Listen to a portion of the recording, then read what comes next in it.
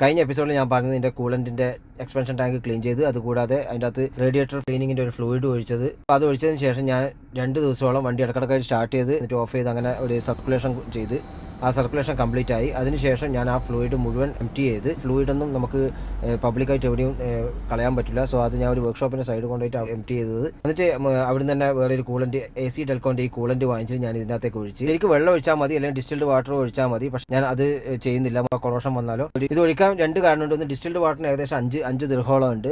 അപ്പോൾ അതിനേക്കാൾ ബെറ്ററാണ്, ഇത് കുറച്ച് ചീപ്പായിട്ടുള്ളതാണ്. മാത്രമല്ല പറയുമ്പോൾ ഒരു കൂളൻറ്റ് കൂടിയാണ്. ഇൻ കേസ് ഒരു എമർജൻസിക്കൊക്കെ വണ്ടി എടുത്ത് എവിടെയെങ്കിലും പോകണമെന്നുണ്ടെങ്കിൽ അതാണ് ബെറ്റർ എന്നുള്ള രീതിയിൽ ഞാൻ അത് ഒഴിച്ച്. അങ്ങനെ ആ കൂളൻ്റാണ് ഇപ്പോൾ എൻ്റെ വണ്ടീൻ്റെ അകത്തുള്ളത്. ഇനിയിപ്പം ഞാൻ ചെയ്യാൻ പോകുന്നതെന്ന് വെച്ചാൽ ഇത് കംപ്ലീറ്റ് ഫ്ലഷ് ചെയ്യാണ്.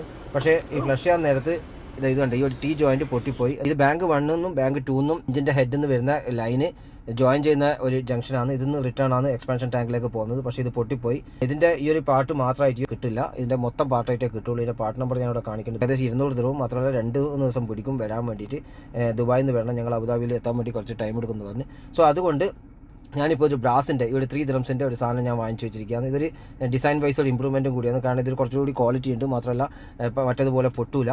സോ അത് കണക്ട് ചെയ്തിട്ട് ഇൻറ്റർ ടാങ്കിലേക്ക് പോകുന്ന ഈ ലൈന് ഞാനിപ്പോൾ ഒരു ബക്കറ്റിലേക്ക് കൊടുക്കുകയാണ്. അതുകൂടാതെ എക്സ്പാൻഷൻ ടാങ്കിലേക്ക് എൻ്റെ ടാപ്പിൽ നിന്ന് ഞാൻ വെള്ളം ഡയറക്റ്റ് കൊടുക്കുകയായിരുന്നു. ഇങ്ങനെ ഏകദേശം 40 മിനിറ്റ്സോളം റൺ ചെയ്തതിന് ശേഷമാണ് എനിക്ക് പ്യൂറായിട്ടുള്ള വാട്ടർ വരുന്ന രീതിയിൽ എത്തിയത്. എൻ്റെ ഉദ്ദേശം 2 കൂളിൻ്റെ തമ്മിൽ മിക്സ് ചെയ്യേണ്ടായിരുന്നു. അതുകൂടാതെ പ്യൂറായിട്ടുള്ള വെള്ളം വരുന്നവരെ ഇങ്ങനെ ഫ്ലഷ് ചെയ്യലായിരുന്നു. അത് സക്സസ് ആയി. പ്യൂറായിട്ടുള്ള വെള്ളം വരാൻ തുടങ്ങി. സോ ഇപ്പോൾ എൻ്റെ റേഡിയേറ്റർ കംപ്ലീറ്റ്ലി പെർഫെക്റ്റ്ലി ഫ്ലഷായി.